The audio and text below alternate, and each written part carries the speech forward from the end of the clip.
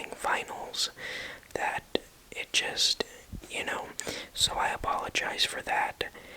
And if you're wondering why I'm wearing this, it's because it is so hot. We're in the, worst time of the summer season, so, Anyway, I'm wearing this, and it's black because this ASMR video, I'm gonna be doing something a little bit different. I haven't seen too many people do it, at least not in the ASMR community. That's probably because it's meant to make you sleepy, not something terrifying, I should say. Which leads me to this ASMR video will be about reading creepypasta stories. If you are not familiar with creepypasta stories, they are basically horror stories that are submitted by different people, and they are just pretty awesome. I love horror. I love everything to do with scary movies, anything that involves horror, basically. So, that being said, I'm gonna be looking this way because I have my laptop right next to me, and I'm going to be reading the stories off of my laptop. So, if you see me looking this way, that's why. Okay, so the first story that I will read is called In the Walls. We moved out of our last house a week ago, and I'm glad we did. It was definitely not safe there, especially for a man like me who has a young family to take care of. I think if I hadn't decided to get the hell out of there, I would have failed my family, and I would probably have lost them too, eventually. There was nothing obviously wrong with the house. Actually, I suppose it was just a regular detached family home in a suburban neighborhood. I think the first thing that struck me as off about it is the fact that all of the houses on the street had been built sometime in the 1980s. The odd bit about that is the fact that nobody had actually lived there. In almost 3.5 decades, nobody had ever lived in that house.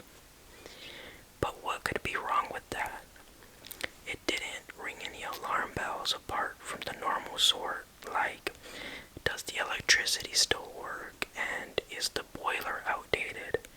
On top of that, we had to check if there were any pests or squatters.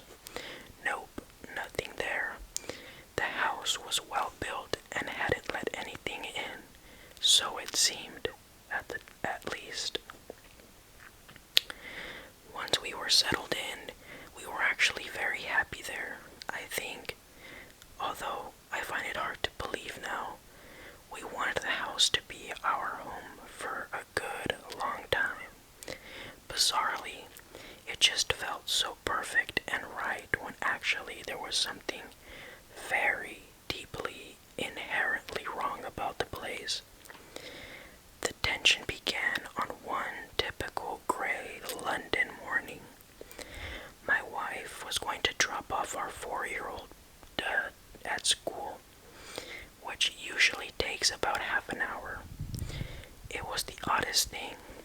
As soon as she shut the door behind her and I was alone, I became aware of a feeling that I hadn't felt before. You could describe it as a feeling of being watched, but I think it was something else. A feeling of tension and discomfort arising from, well, nothing. Nothing at all happened. No creaks, no bumps, no whispers. I had was listening to classic FM on the radio. On first inspection, it appeared to be a comfortable, peaceful environment, ideal for sitting down and getting on with my work. But it wasn't. I felt sort of agitated. I supposed it was just down to this being a new house that I had only slept in for a few nights, and I got on with my work, except I didn't. I couldn't settle down and concentrate. I found myself wandering around the house, walking slowly around every room. There were a few boxes of things that still needed to be unpacked, and some rooms that were still quite bare. I refused to accept it, but a tiny part of my subconscious expected that there was an intruder in the house. I was in the room farthest away from my study, so I could just about hear Bach's cello suite, or whatever the heck it was playing upstairs. I stayed at the window waiting for my wife to turn up in her car. It was incredible how quickly the mood shifted as soon as my wife stepped into the house. As soon as I was no longer alone, the uncomfortable feeling lifted, and I could actually feel the warmth of the central heating, and my tea with a tablespoon of honey in it actually tasted sweet. Even the rain clouds, which had started to drizzle outside, seemed friendlier. The next morning, I did the school run, just as a little experiment. I was driving back when I got a call from my wife. I don't think she wanted anything in particular, apart from the company. Her tone was very casual. It almost sounded forced, and she was only asking when I would be back, but in a prolonged way, as if she wanted to keep the call as long as possible. I had some idea why she was calling. She was getting the feeling too. She probably felt it more, because women are more tuned into these subtleties in an environment. She didn't mention anything when I returned regarding the feeling, but through her smile I could see that she was a tiny bit spooked. To be honest, it was nothing really, just a feeling that people get sometimes. The only odd thing about it were that it happened when we were alone, and that it happened to both of us. Well, still, some places are just like that. A house that hasn't been lived in for decades might take time to warm up to its new owners, I guess. The next day, while my wife was getting the groceries, I made a little discovery. The strange feeling grew more intense in certain parts of the house. In the upstairs bathroom, it was particularly strong, and there was a corridor that connected the dining room and the living room where it was also quite noticeable. I came to hate those parts of the house and those mirrors. Nothing new happened for about a week. I just avoided being in the house by myself, and I noticed my wife did the same. Although we never discussed the fact that we felt uncomfortable being alone, it was a new house. We didn't want to spoil our first days there with negativity, but a certain negativity hung about the place nevertheless. It was not obvious, it was not intense, but it was always there. It felt somewhat hostile, as if we were sharing the home with something that didn't like us being around. I read up online that some places just have what they call negative energy. Apparently, this is the result of many things such as poor lighting, bad feng shui, and bad things that have happened in the past in the place. Ironically, we installed brand new high-powered light bulbs. My wife had a whole book on keeping good feng shui. And as for the whole bad things happening in the past thing, nobody had ever lived in the house before. I mean, how could anything bad have happened there if nobody had ever lived there before?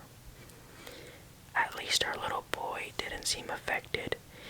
He was playing just as happily as ever with his toys. A work overload had preoccupied me and his mother lately, so we didn't spend as much time with him as usual. He didn't seem to mind. He even managed to invent an imaginary friend to play with. There was this one night, however, when I came home from work late to find my son in bed and my wife waiting for me in the living room. As soon as I came through the front door, I was greeted with a thick, heavy presence. It gave me a bad feeling immediately. I knew at once that something was not right. And yet, everything seemed fine. We ate dinner in front of the television, washed up, and then got ready for bed. We both joined our son upstairs to sleep, and soon enough we had both dozed off, except I was suddenly disturbed from my sleep. It was nothing unnatural. In fact, it was the very call of nature that woke me up. I needed to use the loo. I got up and put on my slippers, and nightgown.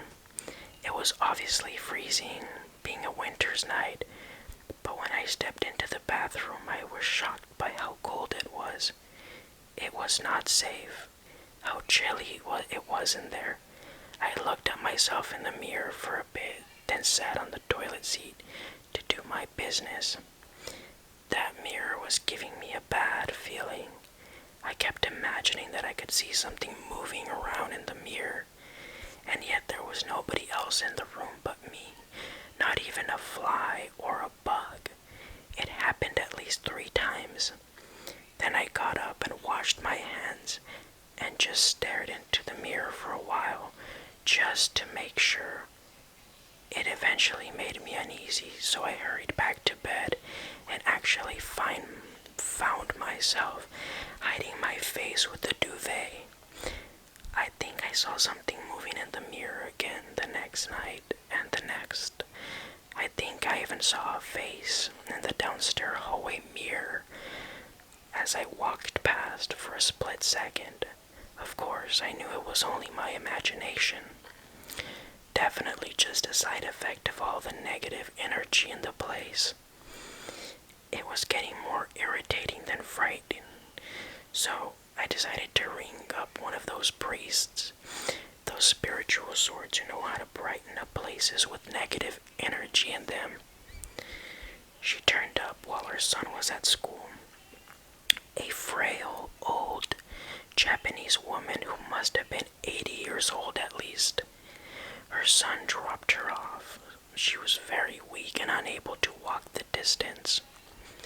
Anyway, she came in smiling faintly and telling us in broken English that she would just take a walk around the house to get used to it. I and my wife sat quietly in the living room. Personally, I don't think she was all too happy about the house being checked out by what she referred to as an exorcist. I showed her the web pages about clearing negative energy, and she agreed with the sigh. After all, it was good feng shui to have your house cleared. The spiritual woman came downstairs after about 10 minutes. In spite of how bony and old she was, she made the place feel very secure and comfortable. I almost wanted her to stay with us so that we could be assured that we would have no negative energy. But something happened that made us wonder if it really was negative energies making our house the way it was. Anyway, she came into the living room and told us that she had burnt an incense in some of the rooms, and that she was going to go over the rooms again just to clear out any remaining negativity. But then she suddenly went stiff, and her quivering smile became a screwed-up scowl, and her watery eyes hardened. We thought she was having a stroke and reached for the telephone to call an ambulance. Turns out she was fine. She told us not to touch anything or move. We listened,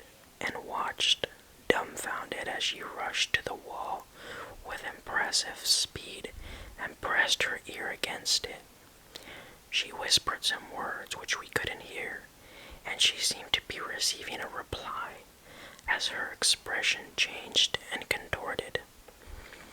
Whatever she was hearing can't have been good, because she gave a shriek and sprang away from the wall. The room darkened noticeably, like when a cloud covers the sun. "You no live in this house." The old woman grabbed my wife by the shoulders and shook her firmly as she said this. "Why not?" I asked, as my wife was too taken back to reply. "Man in the walls," she shrieked. "There is a man. Live in the walls. Bad man. Man in the walls." The old woman hurried through the hallway, and without even putting her shoes on, stepped outside, and the house urged us to come out with her. She called her son to pick her up on a little Nokia phone and refused to step back inside, even though she needed to sit down because of her frailty. I brought a chair outside for her and brought her shoes out too.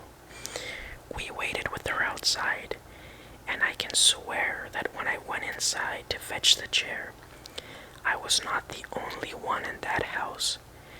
I cursed the old woman for making me so nervous. I was hearing whispers all over the house now. Her son picked her up, and when he saw her in a nervous state, he gave me and my wife an unfriendly look before driving away. That had gone badly. We could have got mad at each other had it not been for what the old woman had said. Man in the walls. It was chilling to hear, and the look of terror on the old woman's face convinced us that she was serious. But being modern cosmopolitans, we just agreed after some conversation that she was doing that to frighten us, or that she was just old and batty. We didn't want to believe her BS, but the phrase stuck with me. Man in the walls. Man in the walls. I even admit I put my ear to the wall to see if I could hear anything. Nothing. We were more uneasy now than we had ever been before the spiritual had come. The tension gathered all day until at bedtime, and the house felt unnaturally dark. As I was slipping into bed, relieved that the day was over, a cry from my wife got me out of bed.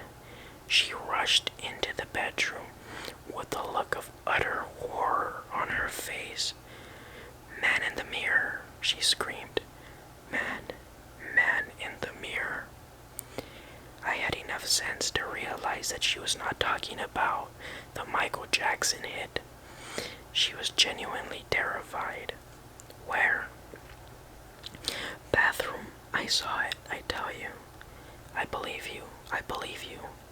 I had to believe her. I stormed into the bathroom and looked into the mirror. It was just a normal reflection. There was nothing there. I stood there for a while. Then I began to cry. "What's wrong with this bloody place?" I cried. "Man in the wall. Tell me, is there a man in the wall?" No, there isn't," my wife comforted me. "It was my imagination, I'll bet you. It's just that damned old woman coming in here and telling us all this mumbo-jumbo about men in the walls.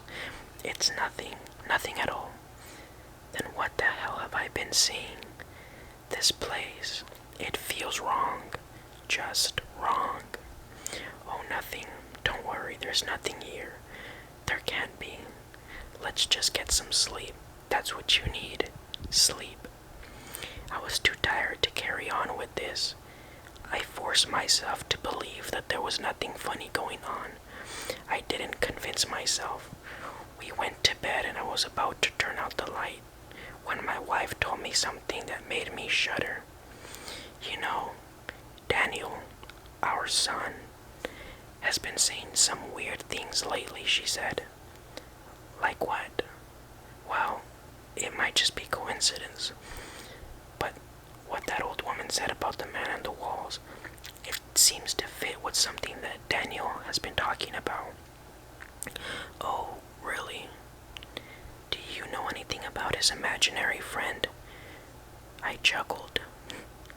While I know that Daniel spends an awful lot of time with it, what does he call it again? Wallman. Oh yeah, oh. I realized just then the creepy connection. Wallman. Daniel's been saying things about his friend. He told me the other day that he's got a round face with black eyes and a big smile, and he's really thin so that he can fit in the wall. I found it cute at the time, but now, I don't know. I got the biggest chill I had got in a long time. Well, there's more. We were in the park, just me and him. Nobody else was there. I asked him if he wanted to invite Wallman for a picnic. He said he couldn't. He told me that the Wallman is only in our house and never leaves. That one made me laugh a bit when he told it to me, but then he gave me this serious, worried look and said, "Don't laugh, Mummy. Wallman doesn't like you and Daddy. He hates you. He says he only likes me." I shuddered and took a deep breath. The air suddenly felt colder and more hostile. "You know," I said to my wife after a period of silence, "I really do think we should move out. I don't know if it's just a bad feeling I get about this place, or if maybe that old Japanese woman was right. This stuff is creeping me the hell out. I don't think I can sleep now. I don't feel safe." Nevertheless, we both managed to sleep after a bit more conversation on where we could move to. I had dreams. They were mostly just plain random dreams, but one thing stuck out as different. I dreamt I came home to find the house empty. I called to see if anyone was home and turned on a few lights. I noticed very vividly that there was somebody standing in the living room. It was a man's figure, very lean and about the height of a child. He was facing away from me, I could tell, but the light wouldn't turn in on the room so I couldn't see anymore. I think he was naked. In my dream, I called out, "Daniel," but I felt certain that this was not my son. I was scared of this figure in the living room. The dream ended there and I woke up. I blamed all the weird events. They were affecting my sleep. I managed to get some more shut-eye after that. No dreams this time. It was Saturday next morning, so we had a bit of a lie-in. "I'm getting the kettle on. How many sugars would you like?" I asked my wife before going downstairs to the kitchen to make some tea. But as I waited for the kettle to boil, a voice caught my attention. It was Daniel. He was raising his voice. I found him looking up at a mirror in the downstairs corridor in a heated argument with somebody. "No, if you don't say sorry, I won't be your friend anymore," he cried. "Hello, Dan, you alright there, son?" I called to him. He ignored me outright. "No, no, no." He shrieked at whoever he was speaking to, and I saw tears on his cheeks. "I don't want to. You're not nice anymore." Go away, he began to screech. "I don't want to go with you." I rushed along and lifted him up, carrying him away from that mirror. His mother came downstairs, roused by the shouting. "What's wrong, dear?" she asked him. Wallman wants me to live with him in the wall. He wants to take me in the wall, but I told him I don't want to." "Oh God," I muttered, handing him to my wife, my voice shaking. "I can't put up with this BS any longer. Wallman, where the heck are you? Come out, you bastard." I had never spoken in front of my son like that before, but he didn't seem unsettled. He seemed glad that I was angry at his imaginary friend. My wife took him upstairs while I raged on for a bit. "Right, said when my wife came back from downstairs. We've got to get rid of these mirrors. They're creeping. They're creeping me out. It's okay. It's fine. No, it's not fine. It can't be fine. It's like they're portals or something, like there's evil coming straight out of them, or some crazy shit like that. Okay, we need to stay calm, she assured me. Let's just get breakfast sorted and we'll see how things go. We had breakfast in silence, and after a while it all seemed okay. And then something happened that was amazing. Nothing at all. There wasn't even a weird feeling of anxiety anymore. It felt like a normal home should. Weirder still, the next day was fine too, and nothing dodgy took place overnight. We kept the mirrors. I hadn't been entirely serious about throwing them out. I had just been stressed out. Then a whole week went by and it was Sunday again, without a single weird thing happening. Our house was beginning to feel at last like a home. We had less work, so we spent more time with Daniel, and he seemed to forget about his imaginary friend, which was actually a relief to us. That imaginary friend had seemed like something else. It seemed wrong to be coming from the imagination of a 4-year-old. We thought everything was going to be fine, but then something made us think twice. Yellow mold had started to grow in circular patches around the house. The patches were about the size of footballs and they gave off a rotten smell. We decided to leave it be for a while, but the patches turned up suddenly in more places, and they were too ugly and stinky to stay. We called in a man to investigate and sort out the mold problem, and while he worked, the three of us paid a visit to my parents-in-law. We got a call from the man dealing with the mold at about 8 o'clock in the evening. He sounded troubled, and he told us to come home quickly. We were very agitated throughout the car journey, and when we saw policemen standing around our home, my wife looked as though she would cry. A tall, fat policeman stopped us in our tracks as we made our way towards the front door. "Stop right there, sir," he said. "I highly doubt that you, and especially your wife, will want to see what's been found in your home. You ain't suspected. Don't be afraid, but I tell you, mate, it's ghastly." He took off his hat and breathed out with disgust. "Mummy, Daddy, what's happening?" Daniel kept asking, but we just led him back to the car. I went back to the policeman and the inspector came and told me I could come in. I went in to find that where all the patches of mold had been, there were holes in the wall. Men in uniform and masks were carrying small objects in plastic bags out of the house. The mold specialist was sitting down with a cup of coffee on the sofa, his head in one hand. He seemed deeply troubled. I looked at him for a while and thought it might be better not to ask him what had happened, but I didn't need to. "You ain't seen what you've had in your walls yet?" he asked me, his eyes bloodshot. "I ain't ever done a job like this one. Bloody shocking." "What was in my walls?" I asked, my voice shaking. "Tell me, please. I can't bear it anymore. Can't tell you myself, mate. Bloody shocking." Suddenly the world came around me, became a blur, and I collapsed on the ground. I came to at my parent-in-law's house again. Had all that been a dream? No.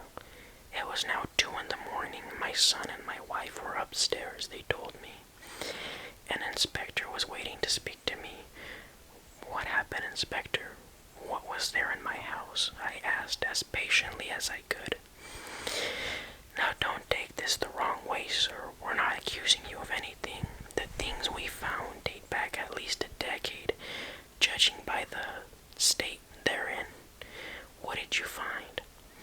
Then I was told, once I had promised to remain calm, that behind each of the 16 patches of mold, the bones of a small child had been found curled up inside the walls. The children were all between the ages of 2 and 5, and were recognized as children that had gone missing in the area over the past 30 or so years. Now, hearing that shook me about as much as it would shake anybody in my position. There was something else in the walls of that house, something evil, and had things happened differently, it might have taken my son into the wall, like all those other children. I and my wife still haven't gotten over our experiences in that house, although our son seems to be indifferent to the whole thing. He never got told about the children in the walls, and hopefully he'll never ask, so we won't have to tell him. He never mentions his imaginary friend, Wallman, and he seems happy enough in our new home, as do all of us. I didn't want to tempt fate or anything, but our new place just seems right. Nothing weird going on here. But one thing bugs me, and I don't think it'll ever stop bugging me as long as I'll live. I still don't know what the heck it was in our house. I refer to it as Wallman because the name makes it seem less frightening. But I can't get over the fact that I have actually had contact with the paranormal entity. I'm guessing it's still there in that building. Fat chance anybody wants to buy that house now, after the discovery made the local headlines. There's one more thing. A few days after he made his dreadful discovery, the mold specialist arranged to meet at my workplace. He seemed deeply disturbed and told me that he had something dead strange to show me. It was a picture he had taken on his mobile phone on the day he had been at her house. It was a picture of the mirror in the corridor. Although the quality was a little grainy, a face could be seen very clearly in the mirror. It just popped up at the bottom corner of the mirror, a white face with a wide, thin lip mouth and large black eyes. It had been very clean, neat teeth. It didn't appear to have a nose or any hair, but perhaps it was just because of the quality of the image. It was grinning broadly, and its eyes were wide open. The picture was taken from an angle so that the photographer could not be seen, only the face and the rest of the room. But what scared me most about the face was the fact that it was there. It was actually there, real photographic evidence of something paranormal that had been in our home all that time. Saw the bastard in the mirror, and I didn't know what the bloody heck it was, so I snapped a shot and ran out the bloody house. The man explained to me he seemed shaken. Now, I'm not sure why he showed that to me. Perhaps he was frightened and just wanted to get off his chest. Perhaps it was just a fascinating or incredible thing to him. I don't care, really, because now that I've seen that photographic evidence, I won't stop thinking about it. I never truly actually believed in the paranormal until then, but now I'm open-minded. I say my prayers before going to bed every night. I've started being superstitious and avoiding creepy places and walking under ladders and everything. I only have one mirror in my house now, in the bathroom, and I avoid it like the plague. Not to mention that I practice methods designed to keep my home free of negative energies. My wife likes that. After all, it is good feng shui. And sometimes, only sometimes, when I'm alone at home and it is quiet, I press my ear to the wall and listen carefully. Then I look into my mirror for a while, just to make sure there isn't anything else in there. Perhaps you should give it a go too.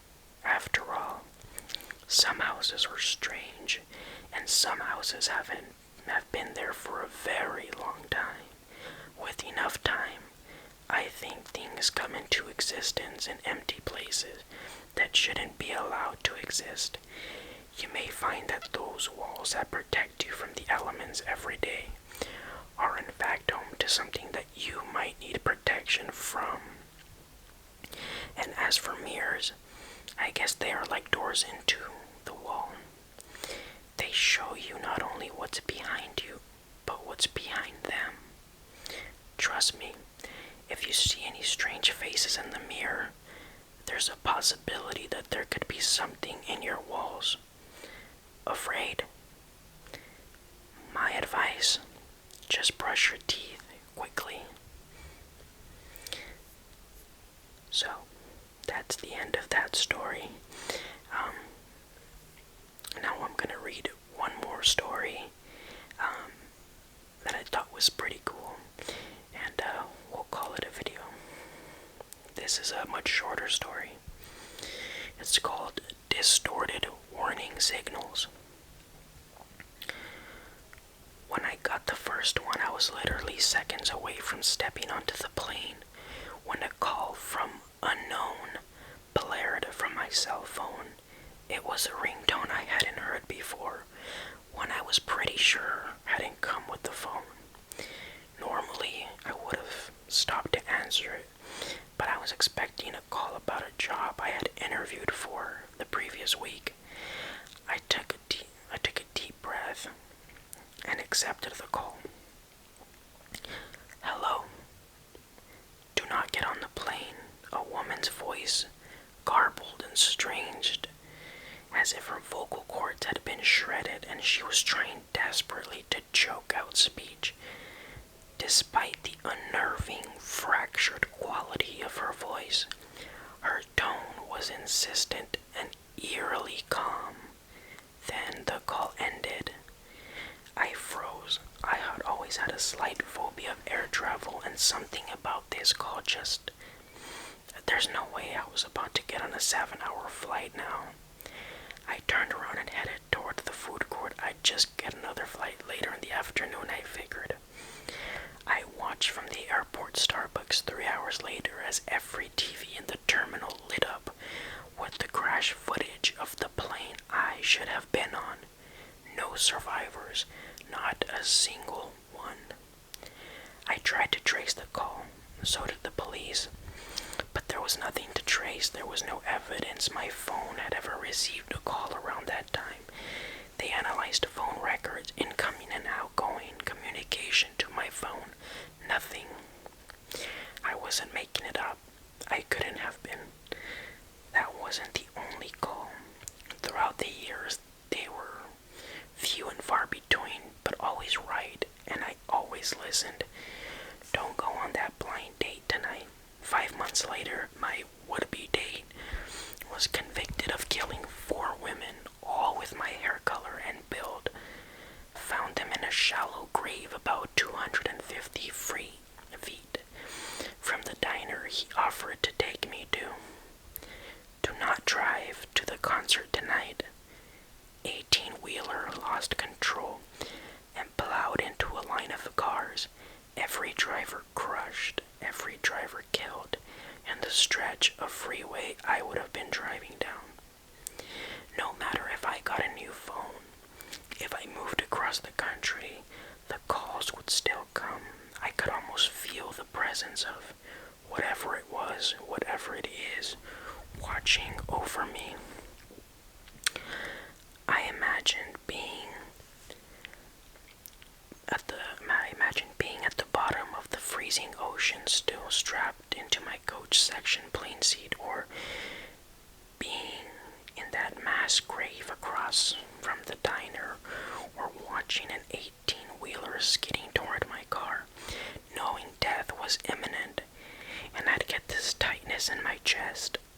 I'd think about how thin that line was, how close I'd gotten.